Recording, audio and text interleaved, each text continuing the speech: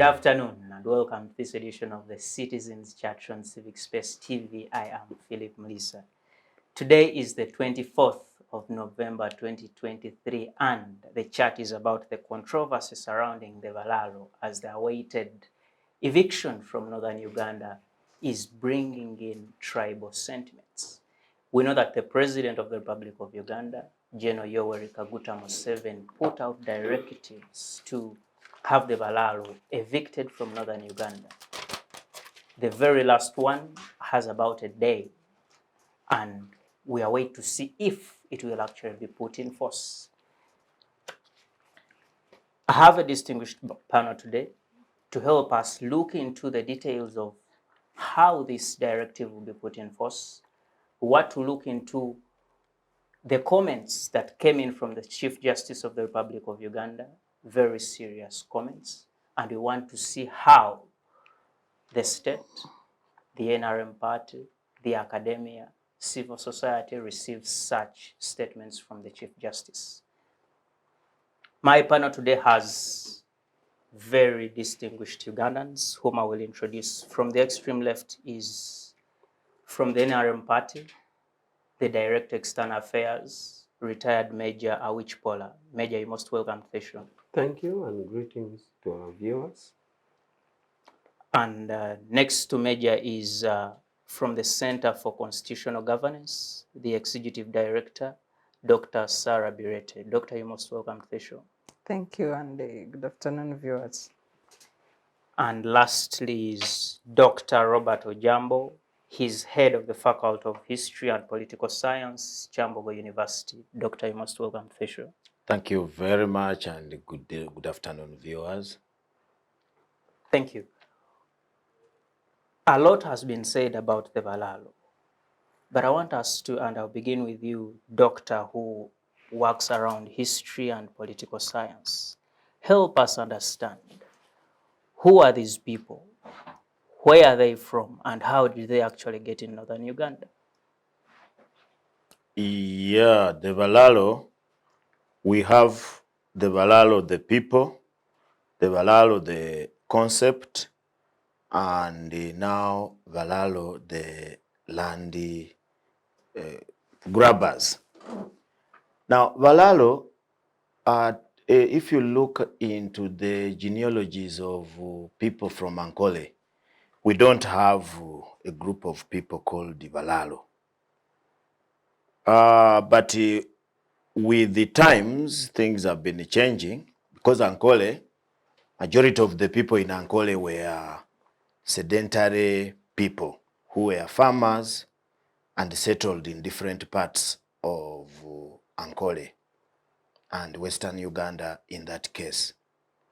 But there was a small group of people, especially in the arid parts of Ankole, of Nsingiro, Tungamo, not so much in Bushenyi, and here I'm talking about Greater Bushenyi, who were herdsmen.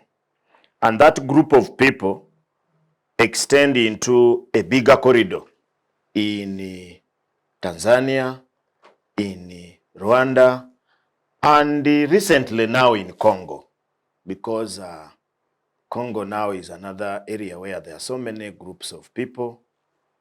And these people kept on moving because of that time, looking after their animals, but within their jurisdictions. Now, later, there was a crisis in Rwanda and many places, which forced people to come into Buganda and other parts of Uganda to look for work. So the sedentary people came, but also the pastoralists came. And the pastoralists, the best job would do was to look after people's animals. In my view, I think it is the Baganda and other people who named them Balaalo. And at that time, the word Balaalo was a person who looks after cattle. That is his job. They went even up to Busoga and even up to Northern Uganda. Their work was to look after other people's animals, and they are given their pay in kind, either in form of milk or calves. and they would do their work, go back. Some started staying here, and the term developed. In Ankole, my small reading shows they were called Balisa. Balisa, people who help animals to graze.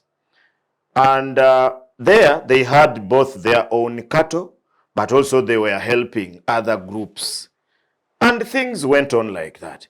Now, in 1950s, there was a big group which came from Rwanda, 50s, close to the end of 40s.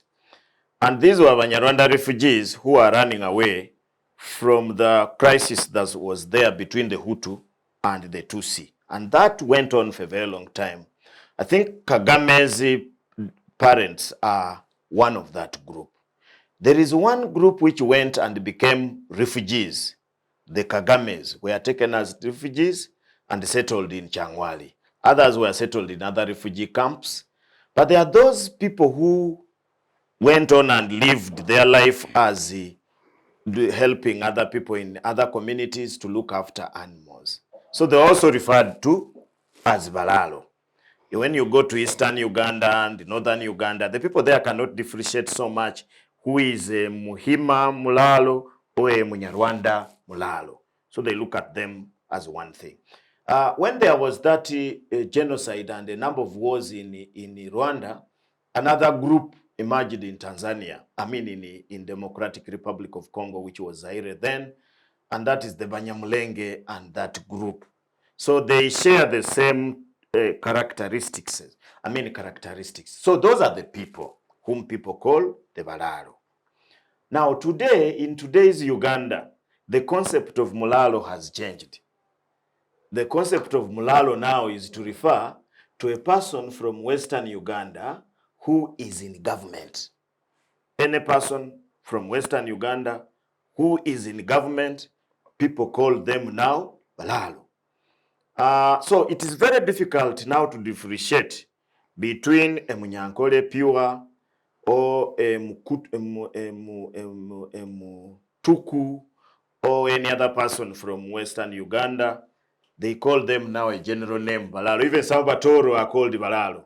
So long as, but when you look at all these communities, there are those people, because even in Toro, there are those who look after cattle, like the Basita people who are in Toro there. Then now, the third category is now the Balaalo that we have today. The ones whom we are talking about who are in Acholi and many parts of Northern Uganda. Of course, the emphasis has been on Acholi, but they are all over Northern Uganda, although the magnitude is now high in that place. Now, these are a mixture of people. If you have been watching TV and listening to radio, these people even have agents who speak for them. They have even an association, and there was a man there, forgotten his name, was introducing himself as a chairman. Now it is a mixture of the traditional Balisa people, commercial, modern commercial people who are looking after cattle, and refugees. Because some of these people are refugees who were chased from Tanzania during the time of Kikwete. He decreed, and all the refugees in the Kagera part of Tanzania were chased. Some went into our refugee camps, but some of them continued to live outside the camps. And they have been joined by another group of people who are supported by powerful people in government. Army generals, prolific businessmen, and many other people. And now they are moving from one place to another, looking for any land that they can settle in. They started with the parts of Chiboga, Chankwanzi, those ones are finished. Then you go to some parts of Bunyoro, like Bulisa. Of course, there was some conflict. It coincided with the petroleum exploration. Some of them were removed, some of them are there. They went to Teso. The Teso people came up and chased them away. They went to Lango and occupied some ranches there. Forces have been pushing them away, but some are there.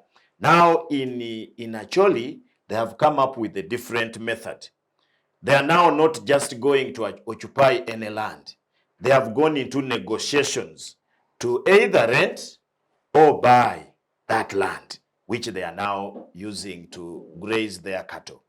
Somebody wonders, in a country like Uganda, how can people be moving with the big herds of cattle in groups? Some are refugees, some are residents, and nobody controls their movement. I've been hearing this slogan that anybody is allowed to move to any part of the country. Oh, so can I just move with my children and for us, we don't have cows, we have goats. With my goats and I can't settle on somebody's land, it is not possible. So there is also a government effect in this idea. So that's why even last time I was on this show, I said that the government I know, which is so much security conscious, could not have allowed these people to move carelessly like that and reach Acholi, cause all the mayhems they have caused there, because you have had the MPs, the big dignitaries in Acholi are complaining. And we don't want to just think that these are ethnic undertones. No, they are not. They must be a very big problem. So to answer your question in brief, the Balaalo we are speaking about today should not be confused with the Barisa who used to be in different parts of Uganda. And they should not also be confused with the other Balaalo who were roaming with the cattle with the purpose of only feeding their cattle and moving around. And when the climates improve, they go back home. These are designed Balaalo who are now looking for a place to settle. Thank you so much. You do a lot of justice in helping us understand who these people are. I want to come to you, Dr. Sarah, and from where you sit as a lawyer and someone who is from Western Uganda. Doctor here says mostly these are people from Western Uganda. Why are people leaving Western Uganda, and why are they targeting Northern Uganda? Well, I think for me, and I want to thank Dr. Ojambo for, explaining the who are Balaalo. Are people leaving Western Uganda? Well, for the record, the part where I come from, Bushenyi, people, I don't know anybody who has migrated. And with our nature of activities, our activities don't include the migration from one place to another. The more you are concentrated in an area, the more developmental you become. And that is our approach. We have people in the cattle corridor. That is a part of districts, formerly in Mbarara. Now there are so many new districts, smaller things.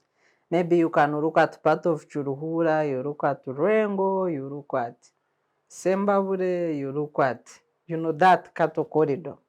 There could be other new districts whose names really I have not grasped. From 52 districts, we went to 75, now we are at 132. Some of these new creations, I might not. 151. 151? I think so. Hi! According to the number of MPs, we are at 132 or 137. So we have others who are yet to be represented, and we'll have a larger parliament. That's part of NRM's patronage politics. To give you information, almost everything that was a county in Western Uganda, that is Ankole region, is now a district. Yes. So these are the people who move. And traditionally, they would move in search of pasture and water. So the question that you would ask is, has there been prolonged drought in these areas? No. We have now rain and so much pasture in the West. If there are any Balaalo who could have moved in search of water and pasture, they should have returned. Because now there is pasture and water in their area. And those are the original Balaalo. who were practicing nomadic Dr. Ojambo here pastorism. calls them The Balisa. Balisa, yes, the Balisa would now be moving back because there would be pasture and water in their own areas. So when it comes to the question of roving Balaalo, who first went to Buliisa, then Teso, and now in Acholi, I don't know whether they are the same people or not, but security knows better. For me, I think this is a security question, a security stroke political question. Why? Where are they coming from, first of all? Security knows, but they are not disclosing. Even if it were the expelled people from Tanzania, out of the border redemarcations under Chikwete and expulsion of refugees, security would have that data of who has entered Uganda and where they have settled. It shouldn't be a secret. If there were people that are moving in search of bigger lands for grazing cattle, you cannot move with one cattle from one village to another without knowledge of local leaders. Even one cow like this. So my thing security knows where these people are coming from and why. Because you must state the reason of moving with your cows. And these are the laws governing cow movement in this country. So where are these people coming from and why? And in search of what? The other question that we need to look at are the characteristics of these people. Of course, they speak Runyankore, which is a dominant language in Western Uganda. The second characteristic is that some of them are armed. How, by who, and for what? Are those guns registered or they are illegal? The third characteristic is they have huge sums of money. I'm told any small lending now in the areas occupied by Balaalo, almost everybody owes money to Balaalo. And once the money reaches 700,000 and above, then the Balaalo start negotiating for your land as security. And that's how many people have lost the land to Balaalo. Some of them, it's not a free market, free fair price. It is taken as security for these small endings because of the vulnerability of the people. You mentioned money. Where do these people get the money? Is it money from trading cattle? Is it money from side businesses? Where do they get the money? Are there cattle in any market in Uguru? I don't think so. Are there cows? Because the Angore cows are distinct and clearly visible. I don't think they are on sale in Northern Uganda. I'm told even the Karamajong wrestlers, if they make a mistake and wrestle Angore cattle, and it is seen by soldiers in the market, the soldiers trace the origins of that Angore cow in the market, and all these people can be eliminated. So why?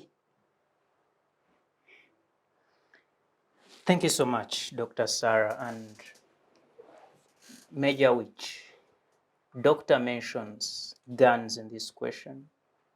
She mentions money. And earlier we heard the Chief Justice say the Balaalo in Northern Uganda are proxies of army generals and ministers in government. And when we talk money, guns, there is a correlation. Guns, money, generals. Should we believe the statements made by the Chief Justice? Are these ministers? Are they army generals? Well, he who asserts has the burden to prove. So you could ask the Chief Justice. I don't know, but I think it could, being a person of a high caliber, maybe has evidence, but I personally don't know whether his assertion is right. But there's persistent cries that I have just seen on a social media, somebody even with glasses, but in civilian clothes with cows and a gun. So there's this persistent cries, but I have no research and truth about it. But as I said, he was such as a burden to prove. So I think Chief Justice will explain more at some appropriate time. So I don't know. But I just want to comment about something which came from you, that also the Chief Justice talked about it, about the tribal sentimentality over this thing. I just like to share that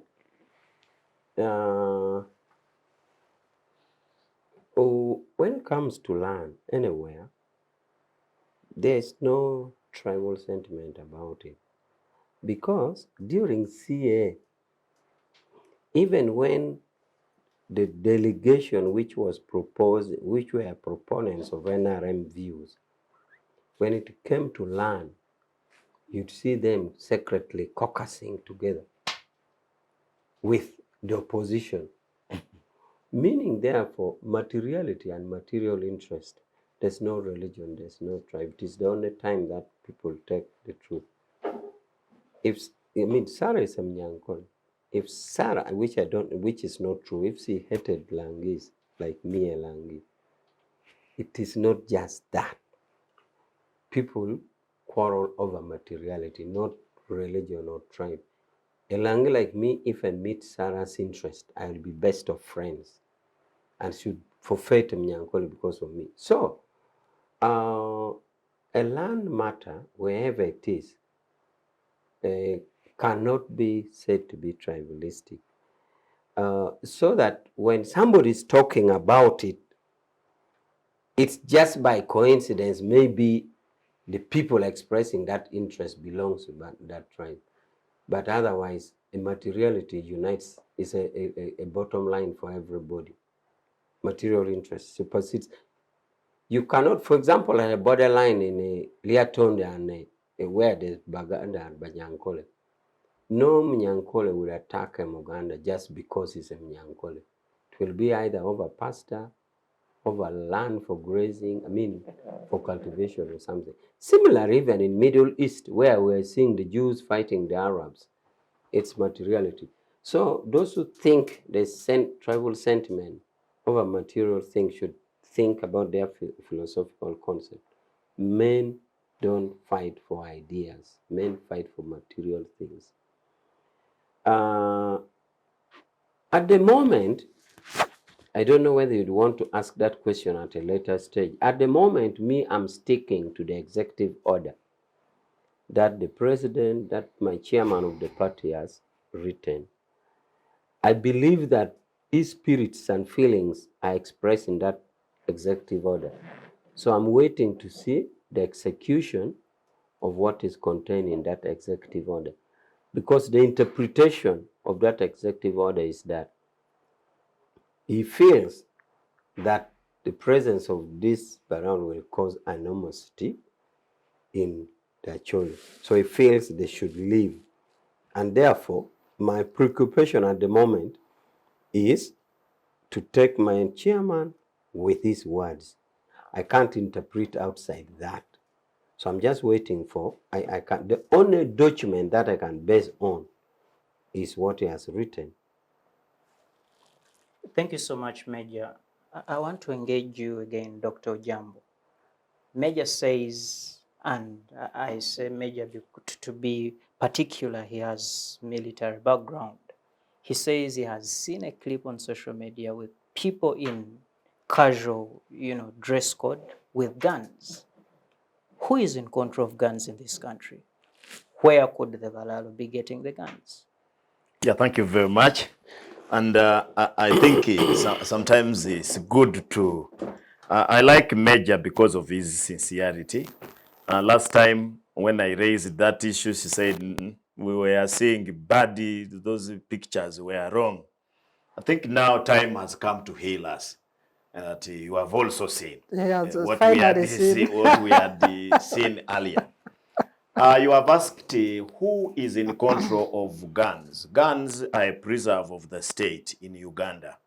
Anybody can only carry a gun when he's given duty or permission to carry that gun in this country. And therefore, the Balaalo having guns is a clear indication that the government supports what they are doing.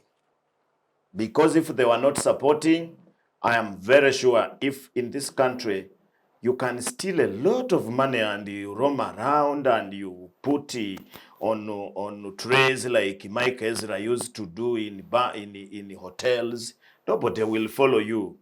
But a mere rumor of you having a gun will cause you a lot of problems.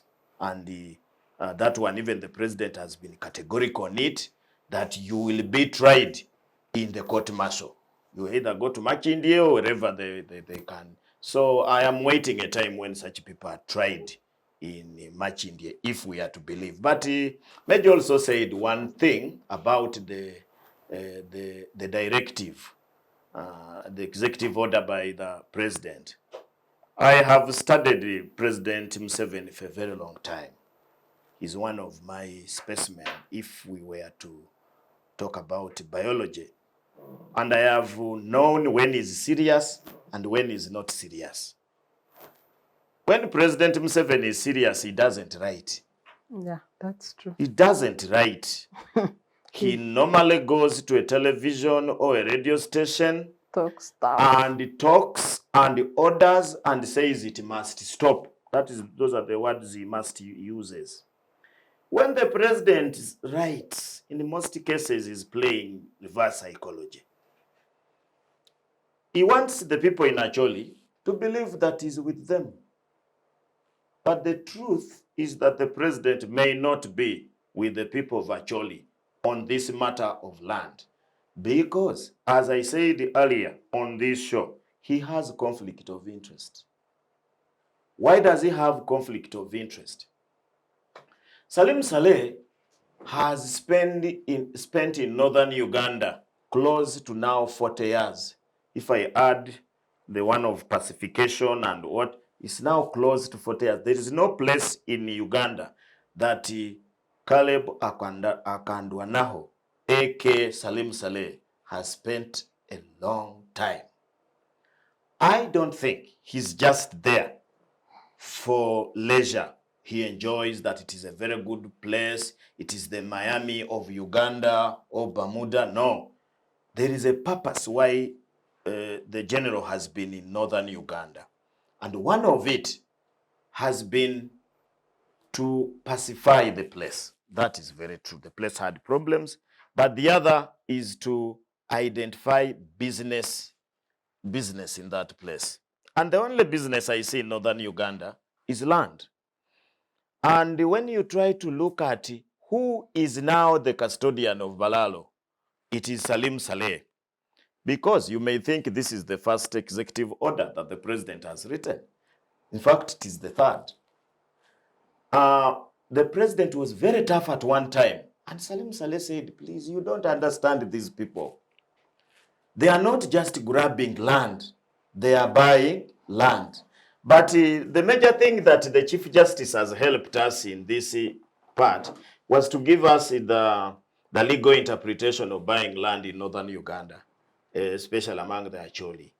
He said the Acholi own land customarily, and the land belongs to clans. When you go there, you will find a place called Palabek, Pawila, Padibe, and so on. And those are clan heads. No, just clarification. The pa actually is referred doors of. That refers to the clan. Yeah. Pa means doors of, like Labek. That is doors of Labek, doors of this, and that is how the clan system is grouped. So when you hear Papa, actually is referring to a clan system. People. Yes. Doors of. Yes. Doors of. Yes. Doors of. Thank you very doors much. Of. Major. Thank you very much. So the Chief Justice said, if you go to Acholi and you buy communal land from an individual without involving and he defined that the community in Acholi means the ones who died, you must consult them. The ones who are living, yes, you consult them. And the ones who of are the future. yet to be born. Yes. So he said people who are buying land in Acholi are buying illegal land.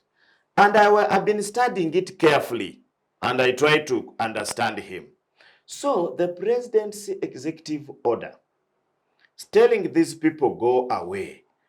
And when he says go away, the numbers instead increase. Because if you go and read the time he gave the first, the second, and now today, you will discover that it is tenfolds. The numbers are very big and nothing is happening. I know President Museveni.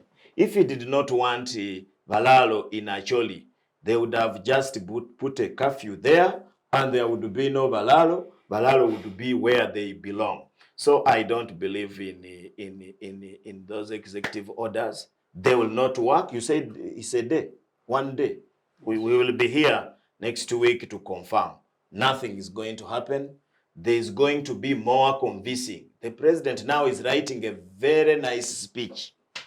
I am very sure very soon he's going to call for all TVs to be tuned to State House and radios and all the media, and he's going to explain. And I will not be shocked when he will be justifying that he has now done a study and discovered that there are people in Acholi who are buying land like any other person in any other part of, and he cannot be party to that. But he will only deal with those ones who are illegally there, and they will not be found. Dr. Sar, if I come to you, we know that there are other groups of people in Northern Uganda that have land, either by freehold, lease, or any other way. There are Chinese in there having land, you have Indians there, and perhaps people from other regions of the country. Why is it the Balaalo that we talk about in this crisis? Well, as per the Constitution and our Land Act, non-citizens cannot buy land. So, whereas Balaalo, who are Ugandans, can go to the north and buy land, the customary land challenge notwithstanding, the Chinese cannot because they are non-Ugandans. They can only lease. But also most of these Chinese, Indians, they are in town. They are not in the villages competing with the people for their land. They are not grazing their cattle on people's crops. They are not causing the crisis to the extent of Balaalo. They are doing business in town, most of these people. But having said that, I think we need to underscore the two important issues. One is that the detail of the executive order, other than it being a propaganda document, and I fully associate myself with the submissions of Dr. Ojambo that it's a propaganda document that the president issued to just calm down the people of Acholi and cool the tempers. But is he serious on the question of Balaalo? I think we need to dig deeper into the land grabbing schemes, national, but also specifically for Acholi land, given that Acholi land is very fertile, but also it has a lot of minerals underneath, including oil and other precious minerals. So we need to dig deeper into that question. Why? What is causing the interest in Acholi land? When you look at the executive order, it says the people moving, he stopped movement of cattle, except with the permission from the Minister of Lands and the Minister of Agriculture. Usually any movement with cattle is cleared by the agriculture officers, up to the veterinary officers, the district, the local chairmanship at that level. So there was no new thing in that order, in that regard. But also important to notice that these two ministries are occupied by people with close relations to Balaalo. They themselves are cattle keepers, but also their origins are the same as those of Balaalo. So you are putting, saying you have, it's like you are saying let these Balaalo take care of their people. That is what that executive order is saying. And what would stop these two Balaalo from clearing the movement of their fellow Balaalo? Nothing. The issue we need to look at is, what are the politics of Acholi? Acholi is seen as a new bride of NRM, but at what cost? You have to first compromise Mao, you have to give jobs, to Chief Justice and others, and we see how he bungled the presidential petition. Then you look at if the speaker, of course, before the death of the speaker and deputy IGP, Balaalo had, Northern Uganda had so many emerging powerful people in government. They had the speaker, they had the chief justice, they had the deputy inspector general of police, they have the likes of General Tema and others. So people could have thought that Northern Uganda is being rewarded for their political loyalty to the regime. But at what cost? I think it's only now that Northern Uganda people are beginning to wake up to know that what they thought was a rose truly has thorns. And those thorns might affect them for a lifetime. Because if your land is taken, customary land, there are debates to amend the constitution to remove customary land. True. As they remove customary land, like any other process of land litigation, they might choose to maintain a status quo. A status quo which is occupation of Balaalo in Northern Uganda. To say whoever is on the land will remain there. And then they change from customary land to freehold. Yeah, to freehold. There is that debate. And people need to know that they have the numbers. So if that debate came on the floor, to say henceforth customary land has been outlawed.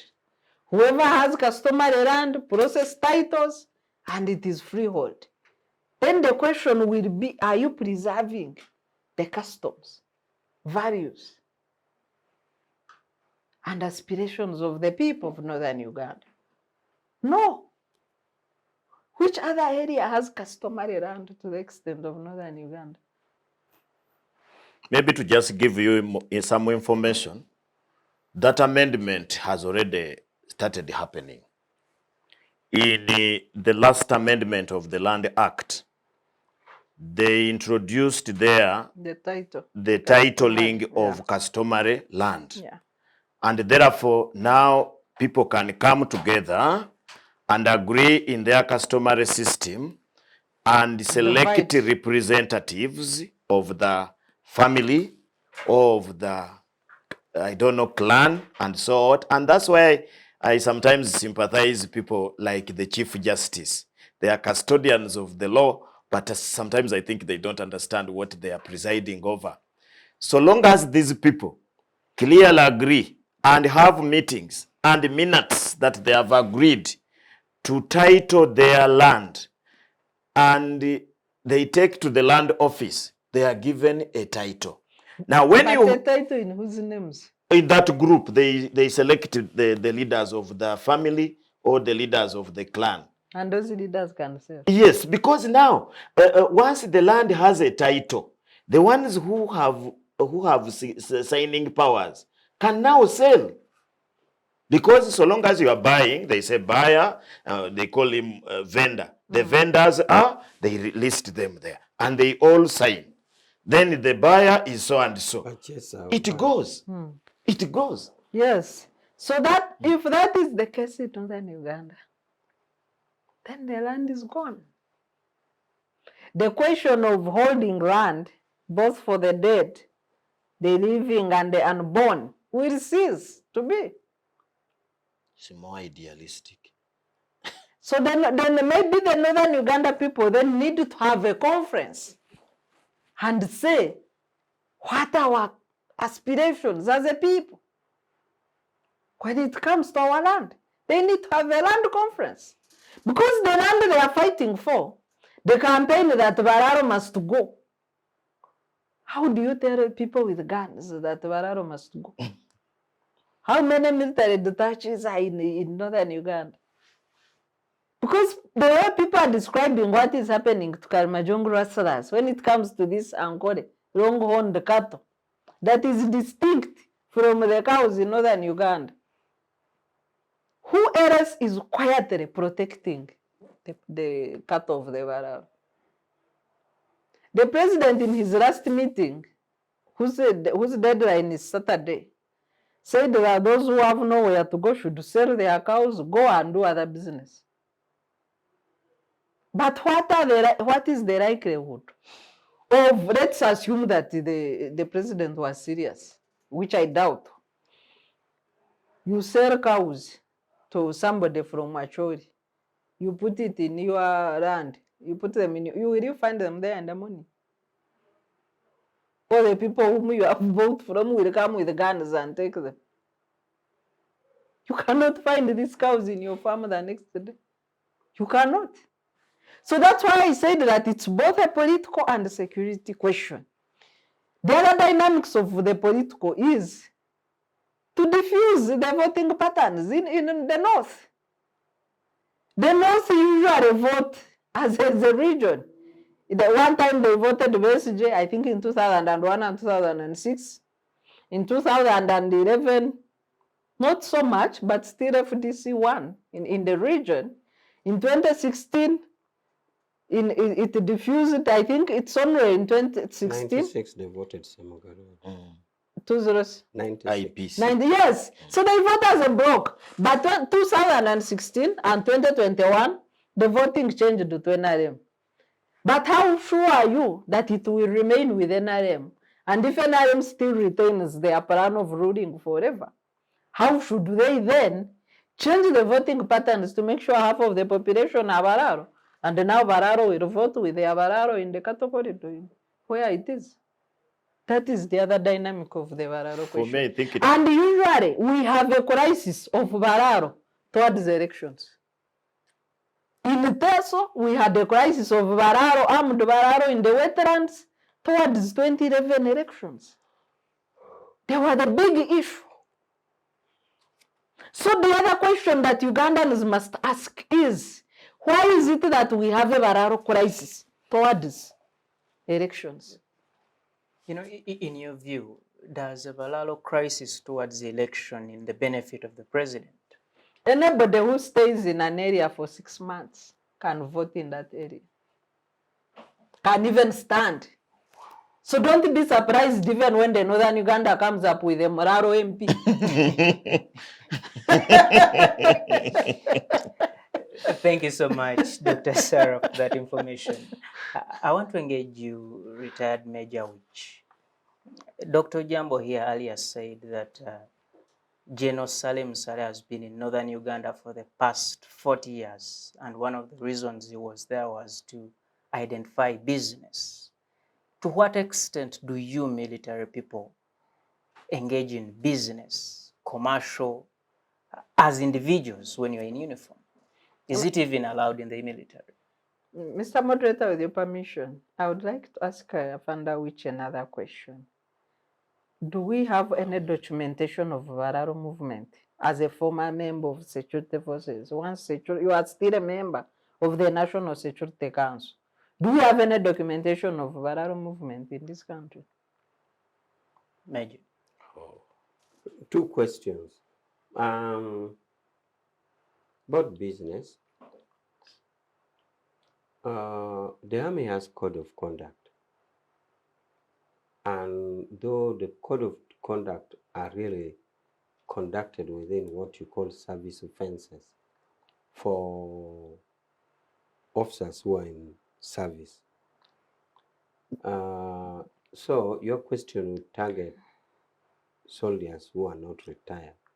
But all in all, the businesses are generally governed by the overall laws of Uganda. The Army doesn't have a separate law.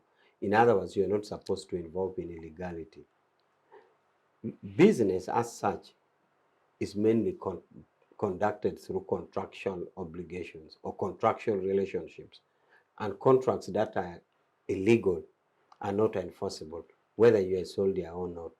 So a soldier even if it's in uniform, he can build a factory, for example. Or a soldier, even if it's in uniform, he can farm maize. So businesses or transactions of soldiers are governed by the laws of Uganda. So soldiers are not above the law, and they are not governed by any separate laws. Maybe what would come in is the terms and conditions which govern the timing system. For example, if you're a soldier, to what extent, if you're a doctor, are you going to be in a clinic in Wandike? Won't it consume your time of service in the army because you're a doctor? Or they are lawyers. Are you going to be open a law firm because you're a lawyer and you're also an advocate, but you're a soldier? So those are the conflicts of interest that would come. That you can't open a law firm because it is a business and yet you are a soldier. You can't have a clinic because you're a doctor, but you're also a soldier. But over and above, all soldiers are governed by laws of Uganda. If it is contractual business and you cannot do an illegality. So a soldier can farm, can open factories, can do anything as long as there's no that conflict, which is already internally governed by terms and conditions. So I think I answered that. The other question, Sarah, about record as usual is not, even data that are provided by UBOS or data provided by Bank of Uganda, normally you need to cross-check to be sure. I'm not so sure in this case which department keeps a record of Balaalo moving. I don't know whether it is a security record or it is Ministry of Agriculture record, or land for that case, like in the executive order. What I would know, what I would think is that every district seems to have its own separate records. Record like Noya will know that this number of people have come here, they should have. And then Gulu district should know the number of Balaalo who have entered. Moro district, just like that and like that. But I'm not so sure if Ministry of Agriculture does it, because the original starting was like every individual was moving on his own. That is the presentation on the face. Although at this moment, some people dispute that it was individual venture, whether they dispute it rightly or wrongly, but the idea originally was that everybody was going to the north on a buyer-seller arrangement or leasee arrangement, not sent by government. So in that case, it becomes difficult for a government ministry to have records. But all the same, I can check and find out if the relevant ministries have such records. Major, I want to engage you on the point you made earlier. When you say military people can own land, can do business, where is the thin line between business done by individual military officers and the National Enterprise Corporation? The National Enterprise Corporation, NEC, is a government entity established by law. And even subsidiaries companies there too are established and registered by Registrar of Companies like any business entity. And therefore their investment, including shares and everything, is governed by law. So we would know. And also their source of income, who funds it. It's not funded from pockets. And then also their expenditure there too, they know where they account. It is under ministry. So NEC is purely a parastatal, so to say, a government entity that is under the ministry. It's law governed, and as you know, the company that operates, we know all that governs company law. So that is NEC, it's not a private thing. So that is it. But I want to comment about what you had asked my colleagues later about the Chinese. The law in Uganda, and I keep repeating, provides that land belongs to the citizens, and power belongs to people. This is the diction. This is a choice of words in the Constitution. Land belonging to people. Citizens. No, land belonging to citizens. Power belonging to people. Ordinarily in local speak, you'd think it is one and the same. The idea of land belonging to citizens is to exclude non-citizens from ownership. It's not just a local change of words in grammatical sense.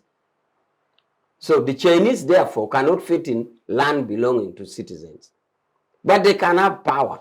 For example, they can give their views on how the security of the village should be managed. They can go to LC1 and talk, because the lowest power is LC1.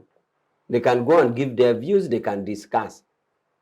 So, therefore, any Chinese involvement in the north cannot be on ownership arrangement, because land belongs to the citizens, unlike power, which belongs to the people. So, I think the Chinese question is answered. The other thing I wanted to say is that I still believe, I have no doubt, unless I get to the contrary, but I believe in my national chairman, President Museveni, sticking to his executive order. I have no doubt why I should doubt what my chairman has written. I'm yet waiting to see. It's The other just thing one day from is now. just the voting pattern.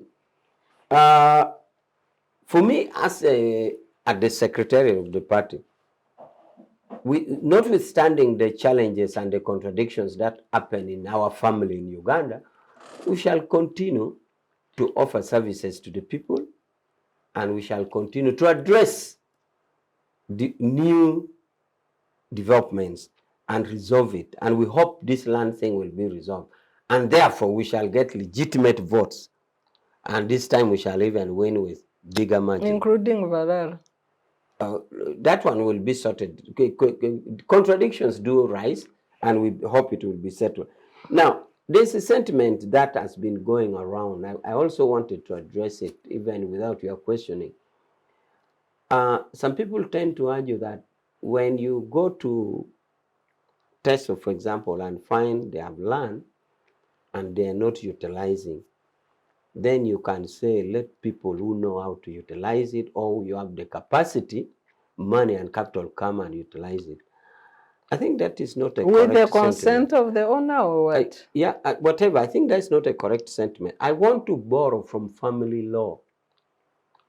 Family law says Sarah is a rich lady, but assuming Sarah was not, if I have a child with Sarah, which would be a good thing, and Sarah is poor, and Sarah is poor, the law doesn't say I pick the child from Sarah because I'm a billionaire. The law says you, the rich person, give the money to the mother to look after her child. So this now calls for, if you find an area of people with land and they don't have the capacity, you should actually strengthen them to use their land, instead of saying bring somebody else to use the land. I don't know whether the example I'm borrowing from family law works. It works. No, So it instead of works, saying this but poor woman, remove the child from the poor woman. No, the law says you, the rich person, the court will order you to give maintenance to the mother. Even if, so if even you have if a you land were person, poor, if you have a land, even if I was rich Mm. and I have a child with you, which I don't have, viewers, you would still pay Yes. maintenance for that child.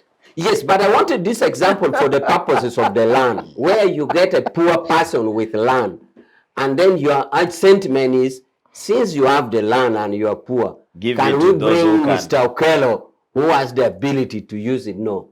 Instead, it now falls on the obligation of the state to actually empower the landful person without capital or without capacity to use that land.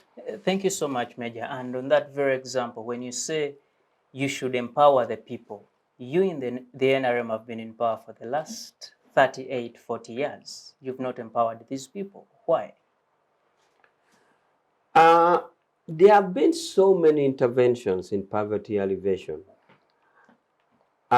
Maybe the interventions there too have not been taken in consideration the land use. For example, interventions could have come in a way, like for example, if you say border associations, we are going to empower border associations, you'll know that that one will not be so much to the use of land. But now that land matter has come up in the glare that there's land and it is not used, I think this is a time to make direct intervention in that area. But so far, so many interventions has happened and can be quantified in monetary terms, from NUSAF, NAP, Northern Uganda Reconstruction Assuming Program. that the money reached Yes. to the people. Yes, but also the initial interventions, as I said, we are not targeting empowering people to use land. For example, the initial intervention was to bring infrastructure, build schools, build hospitals, build roads, build bridges. You know, those are the chunk of money that went into that area. So you see that that money which went there would not therefore directly help Okello or Opio with this chunk of land. You see, Major, those are very genuine interventions. There's a very specific one where government was supposed to build valley dams in northern Uganda to provide water for irrigation, for animals and home use. These valley dams were not constructed. The NRM has failed on these people. They are there, only that you need some glasses to see them. I'm not so sure about valley dams in the north, but I think there are areas in other parts of the country, including, I think, Teso, the dry areas. Northern Uganda is not so dry. So it is the other dry parts of the country which had a lot of projects on valley dams. I don't know about that. But I just want to say that several interventions has been made. But it is that many interventions were not targeting land use. And already gave in 2 examples. If you brought interventions where you're targeting border, giving them money, then you're not on the land. Or the initial big capital which were given to this infrastructure that I cited, you therefore end up having schools, which is a good thing, having roads and bridges. But you are going to pass along land on those good roads which are not utilized. Therefore, now that it has come apparent that there's land, because we have come glare to it by people who think they have capacity to use it, coming to use it. Therefore, you could even say, since this land was good for cows that the Balaalo were using, then give the owners cows. Let them use it themselves. So, I now marry the two, the aspect of family law, which makes you empower the person, and also the fact that can we now regenerate our interventions in land use? Thank you so much. Dr. Ojambo, perhaps you want to respond to some of the comments made by Major Awich, but also, where do military people, the Chief Justice says there are actually 15 of them, he's very specific, 15 of them, military generals and ministers who are behind the Balaalo. Where do they get such sums of money? We know the salary scale of military people, we know the salary scale of some of our legislators. Do their positions give them money to undertake such projects? Thank you very much. I want to marry that question of yours with the 2 issues that have been raised here. The first issue, you raised an issue on one of the generals in the army and how does he do business. I can see you are so much obsessed with the law. And I think you are playing in the hands of Major there. You see how he's very comfortable explaining the legal things. In Africa, I normally tell people law works only in 2 circumstances. One, when it favors the powerful, or when they are using it to deceive, to sort of what Uganda called kugumaza the population.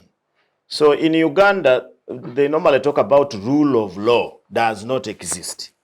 What exists in Uganda and many African countries is rule by law.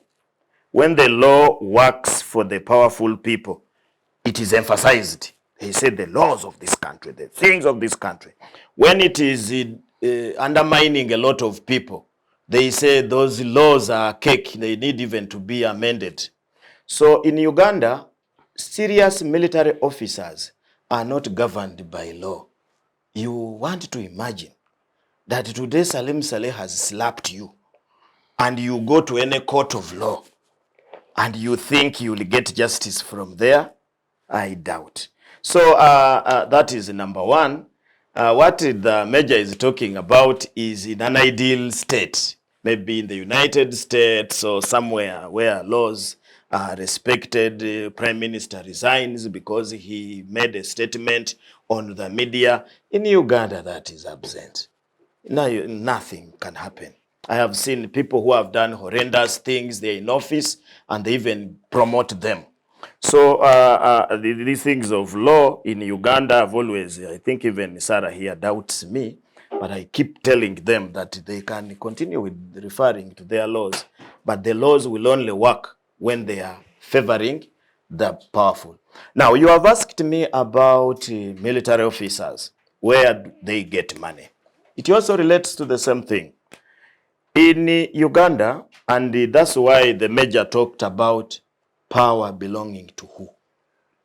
That is the first thing in our constitution, which I don't agree with. That power belongs to the people. Where do they get it? Power It is in belongs. their hands. Power belongs to those who command the apparatus of the state. And who are they? The executive, where the president is the head, the army, because it serves the president, and to a very small extent, the police. Those ones these days are ordered around to do things, even what the IGP does not believe in, but he has to implement. For example, you have seen army men now remove army uniform and put on police uniform. They have not even gone for training. You know where police is trained, either in Chibuli or in Masindi. I have not seen these generals because it is not. It's not true that a soldier can just remove the uniform and become a policeman. No, police is a profession which you train for. These police officers now who have come from army, have you seen them train as police officers in Chibuli for 9 months to be trained on the law and those things? I have not seen. Maybe they train at night and they don't tell us. So army officers in Uganda are symbols of power. So money, they will have it if they are in the good side of the president. How then would you think that generals are one of the rich people in Uganda when you know that their salary is half of anybody, including MPs? They get very little money, generals, but they have the power. Once you have the power, you use the money from the treasury. This money is from the treasury.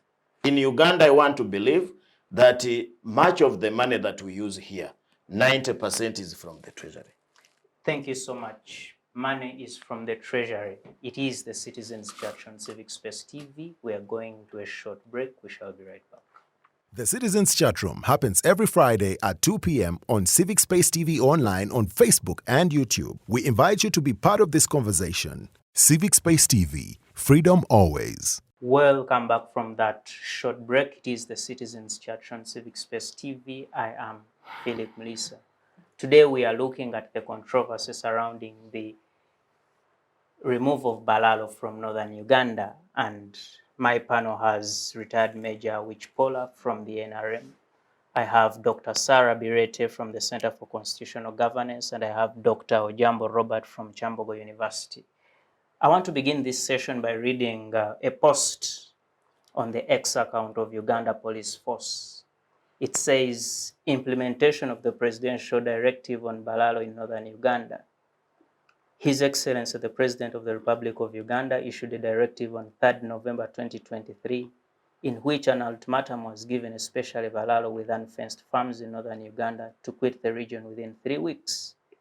This grace period of 3 weeks is expiring on 25th November 2023. We would like to warn all those who have not complied with the set of guidelines to do so in the remaining days. After the expiry of the grace period, the police with other stakeholders will go ahead and implement the directive. Dr. Sarah, that is communication from Uganda Police Force. Do they have capacity to take out Balaalo from Northern Uganda? Immediately after the order by the president, the Minister of Agriculture found a new innovation, and they said because of foot and mouth disease, nobody is allowed to move cattle from Northern Uganda. So how should the Balaalo move? And how would the police enforce that directive amidst the quarantine by over foot and mouth disease? Do they want to spread the disease? So really 25th deadline is dead on arrival. Because if there is foot and mouth disease, assuming that it is there, I have not seen any reports on any of the farmers, and maybe which can tell us, since he's the son of the soil. Are there any farmers you know whose cattle has got this foot and mouth disease? I've not seen any reporting other than that stop of movement by the Ministry of Agriculture. But also to underscore the fact that some of the people the Chief Justice talked about, he talked about the military generals and 15 ministers. Who are these people? One of the generals is allegedly the CDF himself. And I've seen also another article by the army saying they are ready to enforce. But the chief of defense forces has a proxy Balaalo, or is a proxy Balaalo himself. So how will the army, who will give the army the order to move? The commander-in-chief. But the commander-in-chief gives an order through CDF. CDF is a proxy Balaalo himself. The Minister of Local Government is a proxy Balaalo himself. So you have, we are yet to know whether the lands and agriculture are safe. So when you have local government conflicted, you have army conflicted, you have agriculture and the lands, they are conflicted by their origins. We are yet to see whether they are practically involved. In the Balaalo saga, I don't have information. They could be some of the other ministers. So the president, will he get down and implement himself this order? These people are just playing politics. I don't see the Balaalo moving, leaving Northern Uganda, unless there is a big push by the local people. And it's up to the authorities to act. But this government won't help them without a big push. Thank you. Major, police is evicting Balaalo from Northern Uganda. Do they have the capacity? Is the will there? Well, you're talking of the will and the capacity. Under command, which is applicable both to the army and police, is that when the commander-in-chief orders, it's not about your will. Even if it was your mother and the commander-in-chief orders remove her from there, you remove her. So that therefore removes the willingness. It is a command from the commander-in-chief, and as far as I'm concerned, the police and the army cannot disobey commander-in-chief. So the will is put aside. Now the capacity, I think the capacity is there. Because what does capacity mean? Capacity means manpower itself. I think police has the manpower, human beings, police officers and men. 2, logistics there to including guns, and also riot gear which you use for controlling riot in case the cattle keepers riot, and food for the police who will be eating in the operation. So that pretty answers capacity. So the capacity is there and the willingness there. And since I know that nobody can disobey commander-in-chief, if the commander-in-chief has ordered, it will work. Now, the other issue is whether or not the presidential directive stands above a declaration of disease by a minister. I think there is need to interpret that. Foot and mouth. Foot and mouth. That if a minister because the minister could be using a provision under an act, whether an act under animal husbandry control or Yes, something, yes. which gives minister powers to declare an emergency in sickness of the animals. So that provision under that act, and the president presumably is using constitutional powers, which one now prevails? My understanding is that the president will prevail unless the minister goes back to the president and says, Your Excellency, you issued this, but I'm afraid it will compromise. So for me, the presidential order should be implemented. But do you know any farmers whose cattle have this? Well, that one was your question. I have not heard. I've not heard. Of any farmers? I've not heard. Maybe but remember, the ministry oversees the whole country. Who am I, who is not even a vet person, a local person, to know whether there's an outbreak? Whenever there's an outbreak, I also get to know from social media that there's an outbreak. So I also learned on social media. So, but the minister has the mandate. It is his preoccupation. It is what he thinks of every morning, every night. Maybe I've seen it, but I have not known from a farmer. So, therefore, the question of presidential order vis-a-vis the minister, I would imagine that the president's order will be supreme. Now, doctor talks about soldiers being, his interpretation of Article 1. Who holds the power? Where is the power? And it gives an execution, a provision that power is only, the law is only used when it shoots the weak people. It shoots the strong people. When it shoots the strong people. Yes.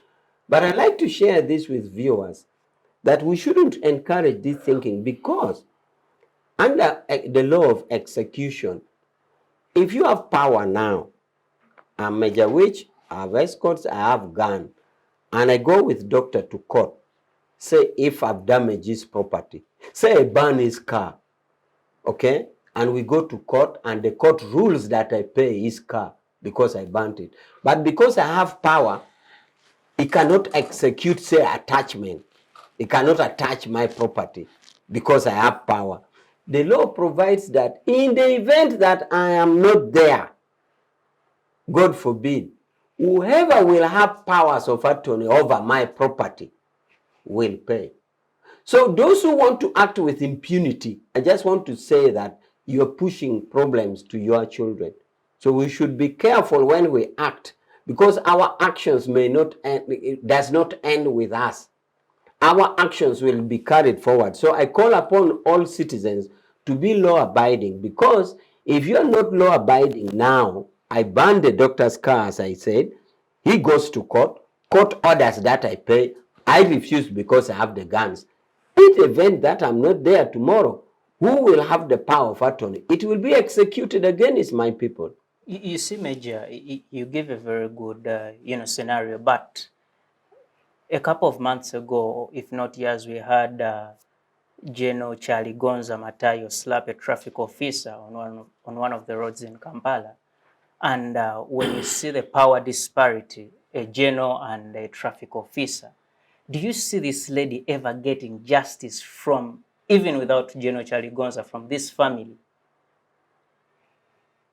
There are two aspects, the criminal aspect and the civil aspect.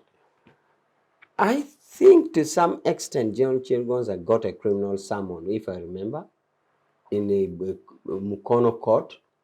And he did not He show didn't go up. there. He didn't go for the criminal He summon. never showed up. But that is a criminal aspect. But also, criminal cases, there are others which go bad, others don't. I think the criminal cases that go bad are political offenses. For example, if you try to overthrow a government and run to Kenya, Sarah, you'll help me.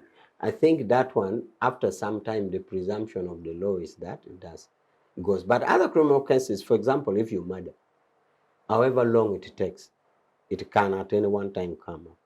Political offenses has time limit. The Limitation Act. The Limitation Act gives time limit to political. Say, that was politics, it ended. It has, but other criminal cases doesn't. But what I meant again was the civil aspect, because civil aspect is also law. So depending on the criminal and the aspect. So in the case of Chirigonza, I did not know how far it went. But in criminal cases also abound there up with a DPP. DPP can take over. Some prosecutions can discontinue or continue. You recall the one of Busoga now, where Mabirizi had instituted a criminal proceeding against the newlywed king. DPP has taken over. And once DPP takes over, then it has the prerogative to either continue to prosecute or to stop prosecuting. So, but all in all, what I'm saying is we should act without impunity. All of us should act within the law, because somehow it catches up with us later. Is that even possible in this country? It is possible. Thank you. I call upon all of us to act outside impunity, to act within the law, to be all law abiding. And by the way, I would strongly clearly state that that is the spirit of NRM. That is the spirit of NRM, to urge everybody to be law abiding. You produce missing persons. Thank you so much, Major Awich. I want to engage Dr. Ojambo here.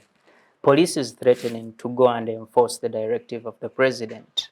And there are reports that these people, the Balaalo, have guns. What are the likely scenarios? Police comes in, these people have guns, and do we see a confrontation? Do we see an emergence of war in Northern Uganda? What are the likely scenarios? It is good you have used the word threatening. And I think they are threatening. They are just threatening. Maybe I should say police is going to... I don't see them go They there. are threatening. Because if they were, have these things been happening when the police had gone on leave? You want to tell me that in Northern Uganda, Uganda police for a very long time will only start operating after 25th? They have been watching. There have been a lot of illegalities happening there. And I have not seen that any group of people have been apprehended and taken to a police station or division and charged.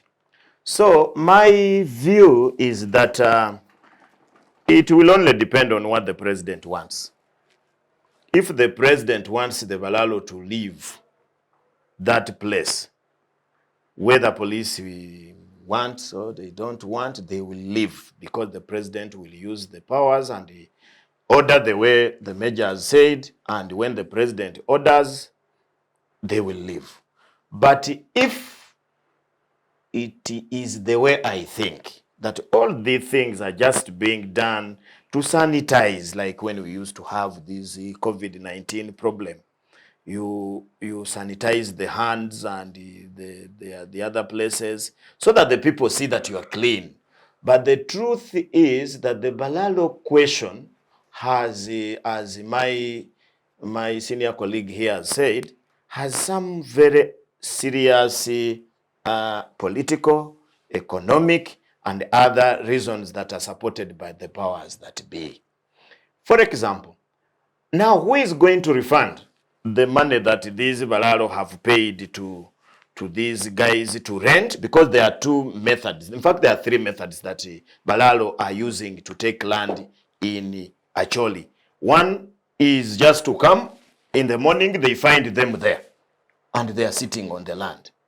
Then it's up to you to agree with them whether they go. You go to police, no policeman helps you, and you end up in frustration.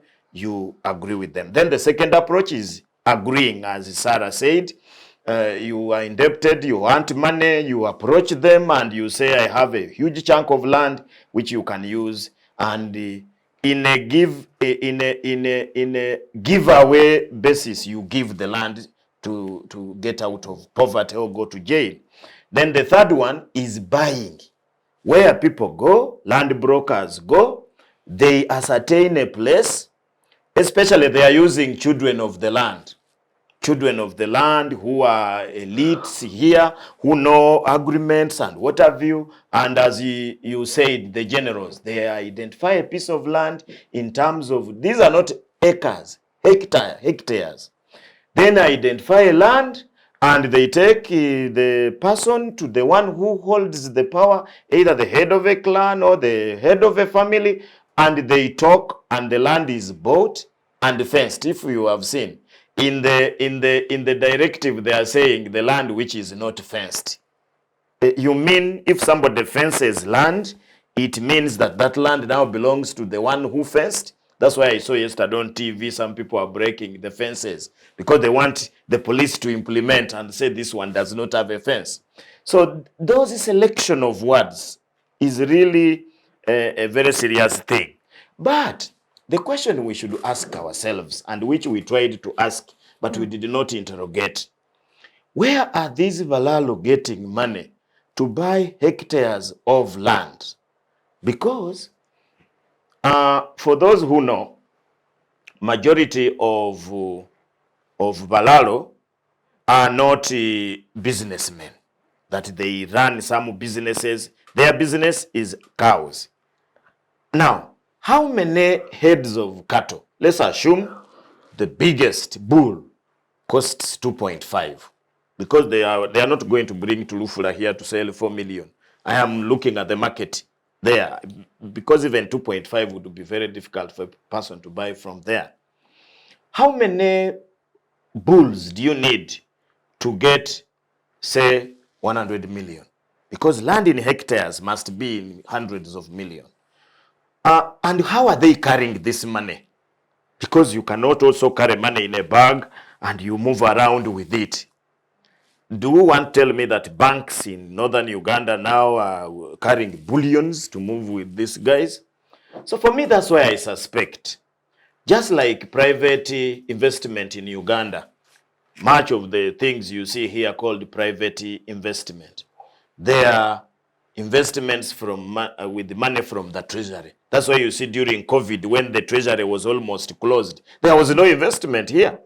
So I feel that there must be a group or a person in the government who is giving these people money. And this is now a clue to government and the army officers like Awich, but Awich is retired now. Army officers who are there, who are doing intelligence. They should find out, where do these people getting money? Isn't this money laundering? And if it is money laundering, are these people committing a crime? But I think it is not. I think there is a deliberate effort. You know, the things have happened elsewhere, and that's why you see this government and the people in it do not want the learning of subjects like history and political science, because political science takes you a little bit to the real issues. You remember in Canada, the Canadians who are now there, Canada is one of the continent where they have been allowing so many people to go there, and this does not mean that people are not there. The people are there. They were the Inuit people and many other people who are in Canada. But these guys were eliminated carefully. In New Zealand, don't think that New Zealand did not have people, so that the British and the German and these other people went and settled there. They were there. In many of these places where people have settled today in the US, they were the Aborigines and the Red Indians were there. And almost they have gone. And these people now talk about America as if it is their own. I see the same, and I want to repeat, there is going to be a very big problem in the north. These Balaalo today are going there as cattle keepers, and people are joking. Why do you bother? People are free to settle anywhere, but not in big numbers, not a moment of settling. People have been settling. I've been hearing these loose talk. That what about Buganda? People have been settling in Buganda, but it has been over a spread of time. But even in Buganda, I can use an example.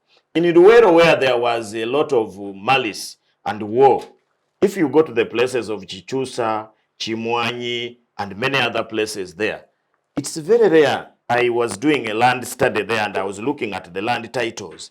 The land titles are not owned by Baganda. The land titles are owned by names like Kalisa, Muramira, and so on and so forth. So it is my view that there must be a sinister thing in Northern Uganda, and the leadership of Northern Uganda must rise up to this occasion, because as Sarah said, there is nobody who is going to go there to protect them. If they don't rise up, I can see most of them are taking a lukewarm seat. They are going to be shocked. They are going to be shocked in 1 year, 3 years. The land will be belonging to other people. And when you, I was looking at it this way. Once people own land, they automatically force you to be their servants because you don't have the land, you have to work for them. Once you are servants, you are pushed into the township. The life there is very bad. You start drinking alcohol, life expectancy lowers down, even birth, because if you are an alcoholic, to produce children and raise them is not easy. If you produce them, they will not go to school. Before you know, people will have been conquered scientifically. Thank you so much, Doctor. I have a colleague who says their family lost about 1,200 acres at 20 million shillings. And he says when he gathered friends to go and attack the person who had taken over the land, their parent told them that they have gotten this money to be able to pay for him tuition at the university.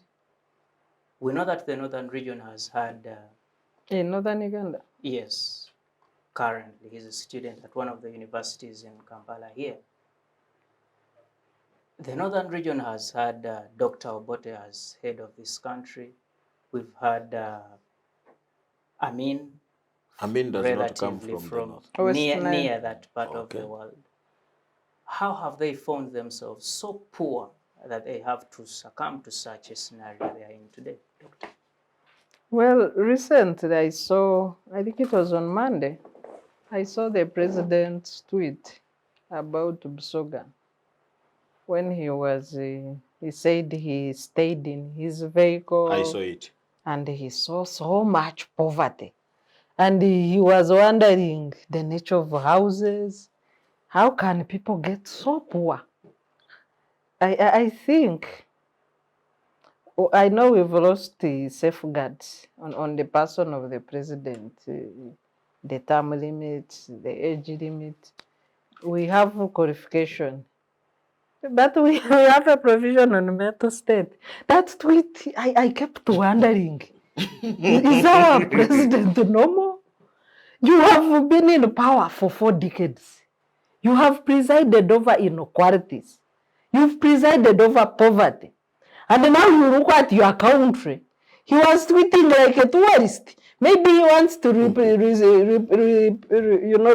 repress speak and grant. I am in my car. I have seen poverty. Really? Mr. President, you can do better than that. But the people who sit alongside him, we need to examine that close. Is that a normal mental state of the president to send out such things? That you are now looking at the poverty of your people as if you are a tourist. So when you say Northern Uganda and poverty, the recent studies, the recent poverty map by UBOS shows there is so much poverty in the north and east as compared to the west and central. When you go to the report on dimensional poverty, released in 2022, last year, Northern Uganda, some areas reach up to 76% of deprivation.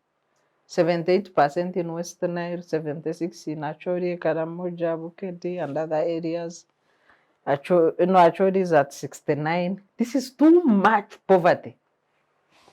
It shows that these 69% of the people don't have the means to meet the basic needs of food, of shelter, of clothing, of health, and education. So it wouldn't be surprising for a desperate parent to sell such chunks of land at a giveaway price to educate their child. But instead of the child, mobilizing people to attack the buyers, they can contest the sale in court in terms of value for money. and they claim that the buyer took advantage of the parents and ask court to revalue the land or give the buyer the land that is only worth the money that he gave. So he can ask for a review of the sale in courts of law. Whether the people, the buyers are so powerful to compromise the courts, now it goes back to what Dr. Ojambo was sharing.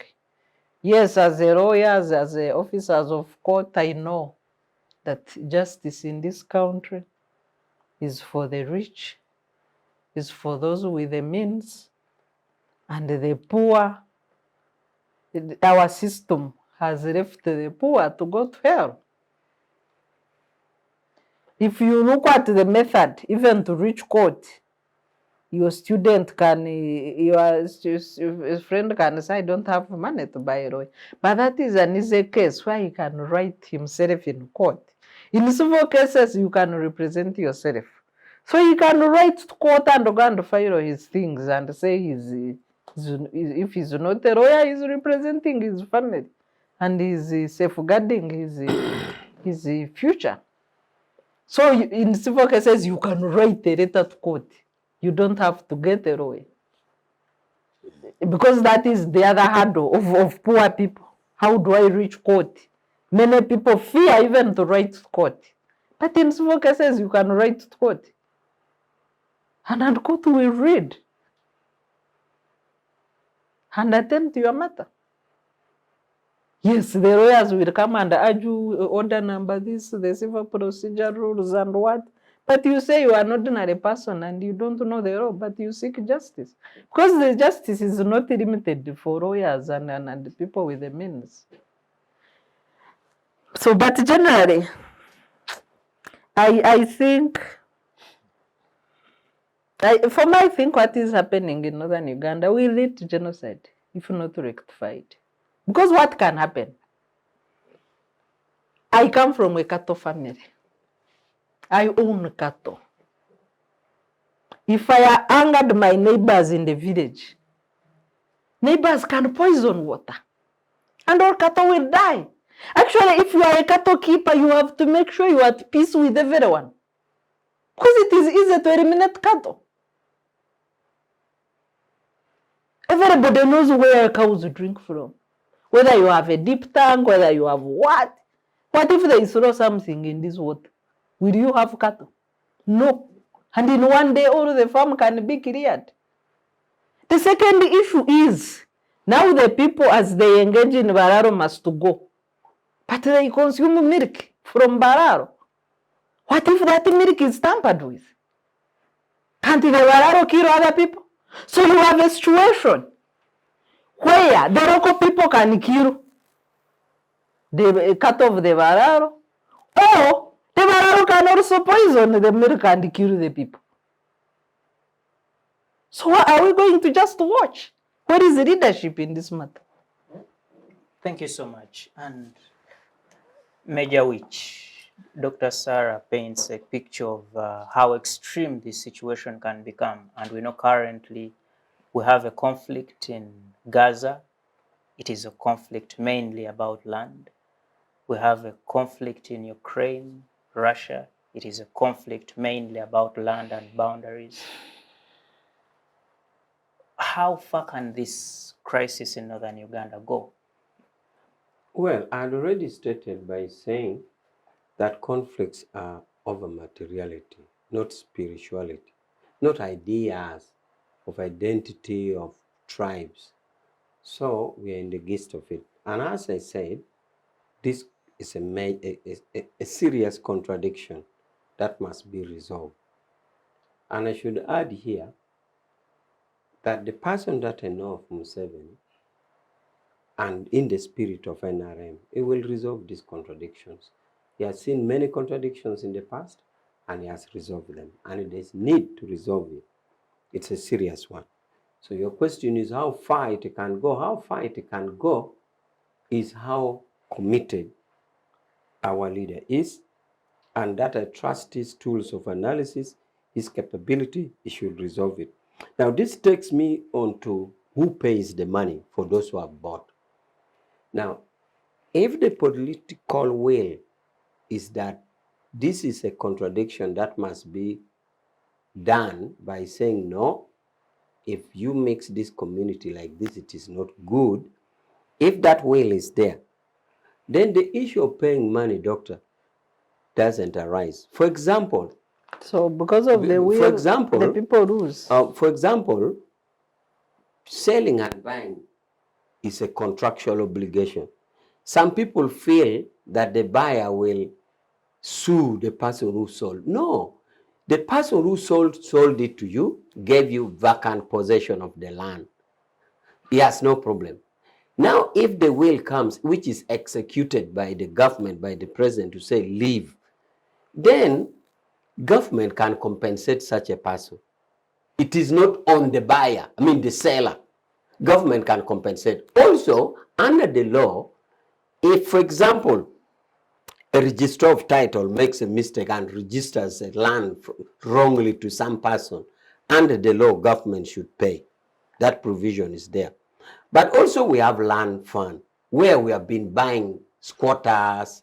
You buy a land from a landowner who owns the title, and you tell the squatters to be there. So if there's a political will on the part of government and the decision is taken like that, the question of who pays is easy. After all, this was a contract. The value of the property is known. The person paid 20 million. You can even go ahead and say at interest. When did you buy this land? 2 years ago. At an interest, we are adding you on 20. Government can pay. So when will that conversation begin? And two, what happens to purchasers of land who don't have a good title? For example, this is customary land. Yeah, that's what I'm saying. We can now base on the contract that they had. Because where is the mischief or where is the injustice being addressed? The injustice is whoever paid this money should not lose this money. So it's a matter of saying, you bought from Okello. How much? 20 million. Where's the contract? Here. When did you buy it? 2 years ago. What is the interest? And it is paid. So, and there are not so many yet that can scare. So the question of payment, if that's where I started with the political will. If the will and the decision is to go that direction, then the payment can be done, and that will be easy.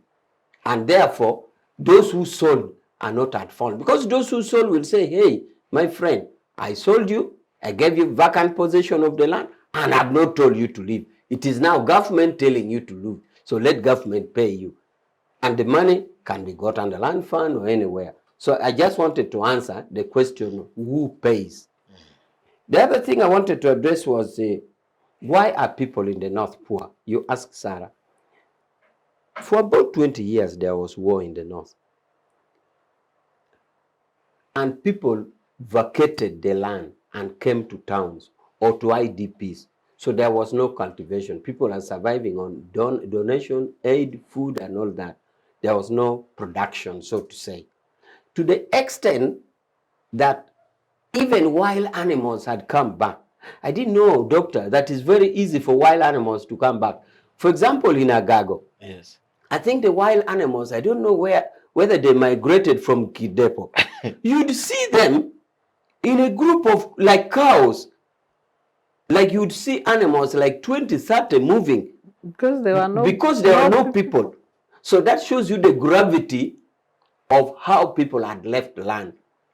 People had started to hunt animals again, or animals, when they saw settlement coming back, they saw danger and retreated back to Kidepo National Park, or even to whichever park to the west there was a Maxon National Park. So animals had even come back. So you can imagine non-production for over 20 years. That's part of the poverty, cause of poverty. But also that the appropriate interventions, there's a common saying that most interventions were misused. In fact, you can see that people who were holding position in intervention programs actually have houses and they're seen. They are powerful. So that is also a call on the part of the ability of government to combat corruption. So interventions put together with years of the war has led to this current poverty in the North. But just a question on that point, Fandawichi. The war The guns went silent before 2006 in Northern Uganda. By 2006, the war had ended in the north. These are 10 years, 2016, these are 16 years. We have had NUSAF, we have had all these programs for rehabilitation of the north. So after Yusuf had 1, 2, 2, 3. 3. After 16 years, are the people failing to catch up, or it's NRM failing them? And that's why I'm saying, I partly tried to answer that by saying the intervention procedures. Maybe the intervention procedures wasn't properly designed. Because if the intervention procedures were designed and implemented, I already mentioned corruption there too, which is still the duty of government to combat it. So those intervention procedures, I've attempted to answer, also led to the non-reduction in poverty. I think I did that. Okay. So whether you say it is NRM... Okay, but, thank you so much. Before we leave the issue of poverty, sorry, moderator. So what do you say about Busoga, where the president has demonstrated that he has lost touch with reality through his tweet? You see, my number 10 is about Busoga, so I'm coming to Busoga. Okay. I first want But maybe before we leave this issue of poverty, just allow me also to say something. Please. I hope you heard Mr. Muliisa's question. Who was associating poverty and the opposite of it with the leadership of this country. He started this statement by saying that Obote was a president, he forgot Lutua and many others. How come the place is very, very poor? And you see, sometimes when these local people think so, I'm not saying Muliisa is local, but that is the thinking of the local people. That in Uganda, poverty or none of it goes with who is in power. Who is in power. And that's why you see, I don't think people from Western Uganda are that very hardworking. And they are very blessed and entrepreneurial and so on and so forth. I don't think so. You have seen these people helped us and gave us a survey, Equal Opportunities Commission. And they said poverty moves from, jobs are majority in Western Uganda, a few in Central. Up there, they are not there. They were looking at directors, these big jobs which carry huge salaries. And there is what we call in economics, the trickle down or ripple effect. If your person is in those offices, and that's what has happened of Uganda now, what Major Awich is talking about, interventions. The interventions are not to fight poverty. From Bonabagagawale, I don't know which one. I don't see any one of those interventions for fighting poverty. The interventions have been for garnering support for NRM. For example, he just gave a very good example. You want to remove people from poverty. If you know basic economics of senior 5, not even university, you don't empower border. Border can never remove poverty from a group of people because people are in border because they want to survive. So if you empower people to survive in a lumpen economy, there are no strong economic structural models that you are using. Look at Bonabagagawale. Which macroeconomics was Bonabagagawale handling? Look at Myoga. Myoga that I was looking at the things called Myoga. Which macroeconomics is it handling? You look at all of them. The one I see now almost having some macroeconomic sense is maybe parish development model. But even it, I see it just going like the plan for modernization of agriculture, which embedded NADS and so on. So for me, and that's why you see people struggling for power in Uganda, because now wealth is associated with who is in power. Because when you are in power, it is easy to get jobs, it's easy to do business, it's easy to do everything. For example, do you think that in Uganda we have been created that these people have a higher enterprising capacity than the others? The Karamojongs who have never been in power, you want to tell me that they are not enterprising to be in poverty which they are in? The Basoga, for example, Busoga. what would help really Busoga to get out of poverty, because I come from Busoga and I have written about this, would be serious macroeconomics.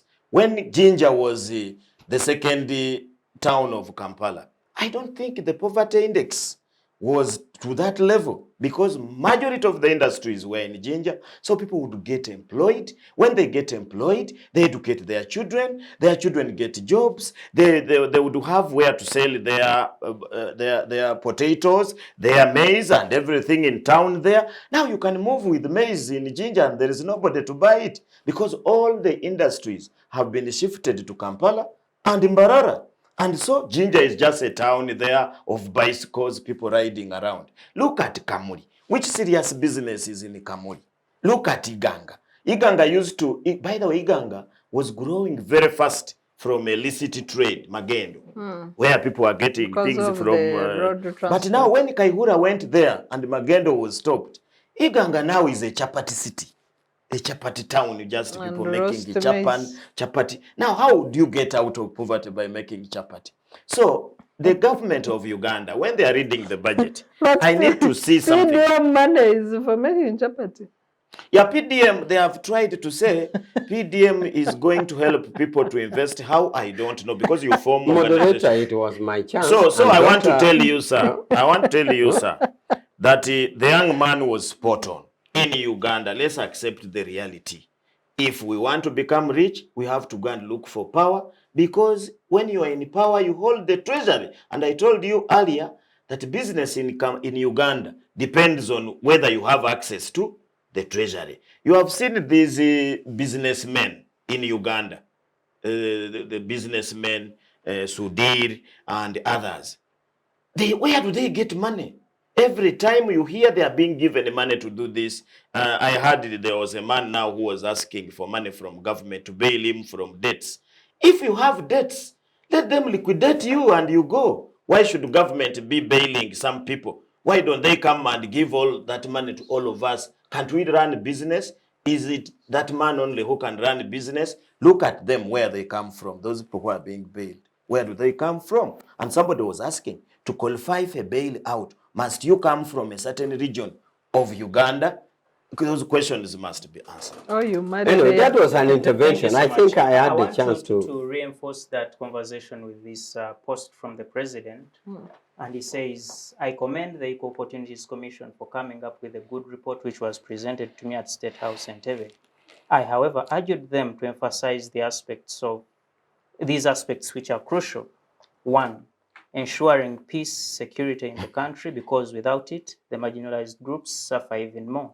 Two, mass support for the population in two areas: health in terms of immunization and basic education.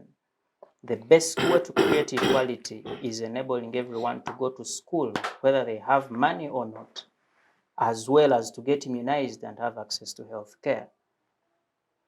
True. Yes, that's correct. Yeah, that's correct.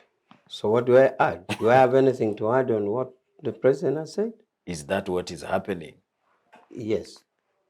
It When is. the children So- of the poor are getting Major a poor Awich, education? The people of Northern Uganda, according to this post, they need to get immunized, they need to get education, and they are getting that by selling their land to come to school. Like immunization, the figures can talk. You know, immunizations, you have figures to say how many children are immunized and how many are not. I think government has tried to make mass coverage, unless you have evidence to the contrary. Education, we are having USC and UPE with its challenges that some parents or some teachers have refused to do it and therefore incurring other debts. And that has, the other challenges on parents, and that is a recurring struggle, a war. The president has said it again and again. So those two aspects, education and health, are answered in that dimension. Okay?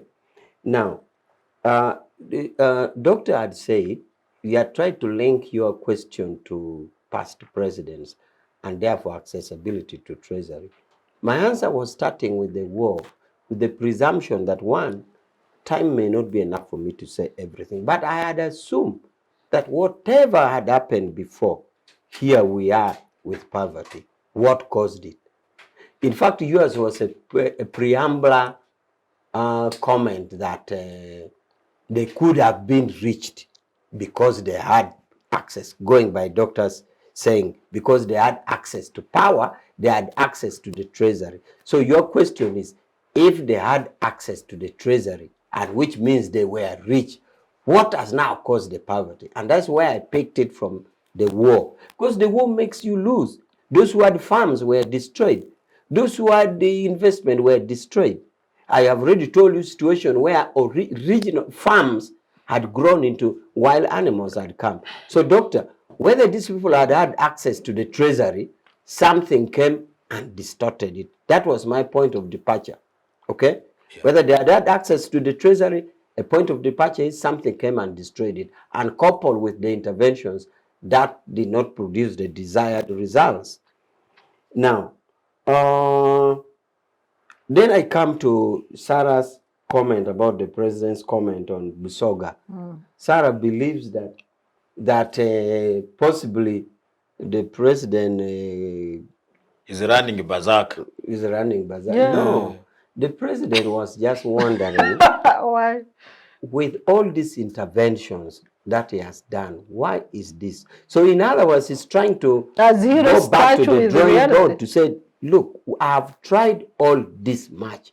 He's literally counting in his head, I've done this, I've done this, I've done this, I've done this.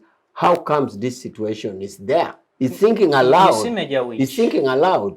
The comments of the and president, therefore he's even looking for a strategy while he's thinking aloud. Major, this is 20, 30 years down the road. Are you telling us the president, with all the information he was not briefed about the situation in Busoga? Busoga. He is not aware what is happening in Busoga, in east, west, south of Uganda. The president gets all sorts of briefs. Others economic briefs and others intelligent briefs. And some intelligence briefs also borders economic briefs. But you will realize that you may not paint the right picture in a brief than if you saw it physically. Many briefs, by the way, are accompanied or they are packaged in data, like the percentage of children coverage is this, immunization, but does that not mean that you're going to come in physical terms a child who is not immunized?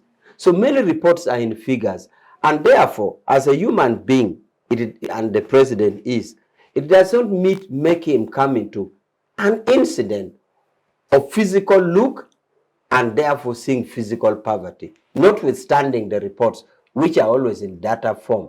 And of course, you know that we have always said, if this data could transform into bread on the table, into bread on the table. So many reports are into data, into statistics, into percentage, but it does not stop you from physical encounter. And the president has come into physical encounter. When I say there is no school in District A, there is no health center in District B, does that not make meaning of what is on the ground in that district? There is no health center. Therefore, people's health care is not catered for. And an additional question really on poverty, Mr. Moderator. The president was recently on country tours, and he went everywhere. Yes. This is an He's always going to Busoga.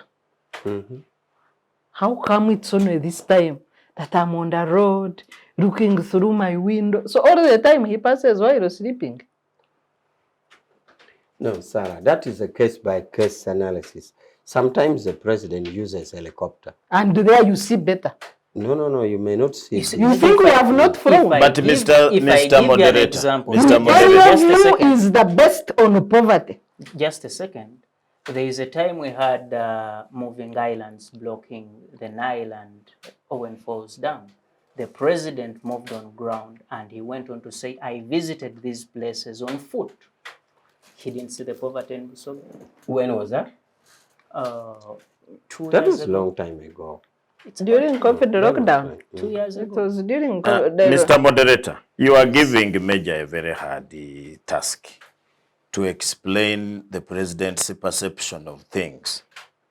The president in this country is the richest man in terms of information. Yes.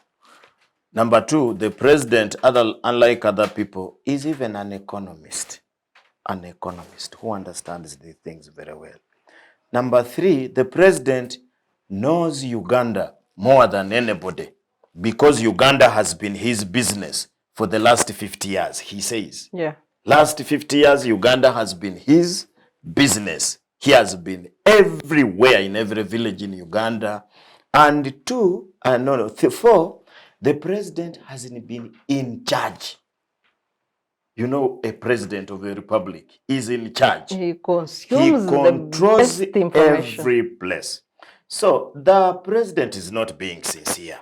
For us here, That's why I'm wondering about let's the leave Major mental. Awich out of this. The president, first of all, I read his mind. He was quarreling. He is now annoyed with Busoga. You know, Busoga has been his darling and voting him 90, 80%. In the last election, it returned 40% or 40 something. It was it was not 50. So I know my president. I tell you, I study him very closely. He's looking at a way he's going to tell Busoga that they are poor Because they are voted supporting badly. Noop. They are Yes. voting badly. That's why they are poor. And make people, and his supporters will say, by the way, it is true because they believe in him. Very soon he will come to Uganda here and say, when you went to this Noop here, you see how you are. And he's going to minimize them. In most cases, the president uses that to brainwash the people. But the president knows which place is poor. He knows but that Kiruhura is one of the poorest in PLE. He knows. Only that he has nothing to do about it. He knows, and he should not tell us that sometimes statistics lie. Yes, sometimes they can be a problem. He knows that Kiruhura posts the poorest results in PLE. He knows. That's why in those places they have put schools to help. They are carrying children. There is a school in that place where children who study there are paid for high amounts of money by State House.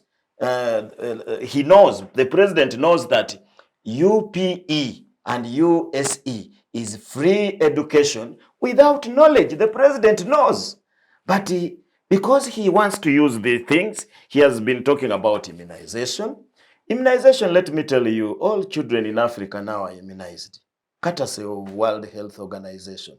UNEP, those programs have been everywhere, even in Democratic Republic of Congo, which is confused. Even Somalia. So what I want to say is that the problem with our country is what is the project of Uganda? If Uganda was a project, how would we call it? Is it Museveni project, people project, or what project? In my view, the unfortunate thing for Uganda is that Uganda for a very long time has been a Museveni project. So long as Museveni is shining up there, Busoga can die of poverty. You remember a time when they popularized jiggers in Busoga. As if there are no jiggers in Kabale and other places. There are jiggers there. But it was Busoga. And they were targeting Kamuli. And you remember the politics which was in Kamuli at that time. There was struggle in Kamuli. Where did the jigger story go? Have they cured them? So now it is poverty to raise another story. And it's going to be a very huge point. Sometimes it is also to mislead people. You know, I look at my president very carefully so that they don't look at serious problems. There have been a problem of sugarcane and sugarcane buying and factories in Busoga, which the president tried to join, then he ran away from. But I tell you, that's a very big problem in Busoga. If it is not handled, and the president is the biggest promoter of those sugarcane deals all over the place. I was shocked that sugarcane now is moving from Busoga to other, we are exporting sugarcane to Kenya. Can you imagine that? And they say, Kakira Sugar Works cannot work because they don't have sugarcane. Well, what is the problem? So for me, I feel the problems in Busoga Busoga is just on the map. But if you go to Buliisa, if you go to Amuru, if you go to Kotido, if you go to these places, if you don't have your people in government in your region right now, you are in trouble. Thank you so much, Dr. Ojambo. Our time is fast spent. Dr. Sarah, in a minute, how do the people of Northern Uganda protect themselves from the powerful Balaalo? I think we need a sort of a balance of terror. Let the people of Northern Uganda buy some cows and go to graze in Ankole. Let's have that shift. Let's shift the problem. Take it to its origin. If people are free to buy and settle anywhere, let a few people buy 10 cows, 10 of them. They go and start roaming in Ankole. That's when this problem of Barari in Northern Uganda will be solved. Let them go and start roaming around in Churuhura with their cattle. They camp at the schools. Yes, they camp at the schools in Churuhura. They camp at the churches. They take all that free land. Then the Bahima will raise up in arms. Then they will go and collect their cousins from Northern Uganda. Thank you so much, Dr. Sarah. What a way to Major Awich. In a minute. In a minute, I'm saying that Don't you think so? the NRM revolutionary methods of work is that contradictions will always come up, and contradictions will always be resolved.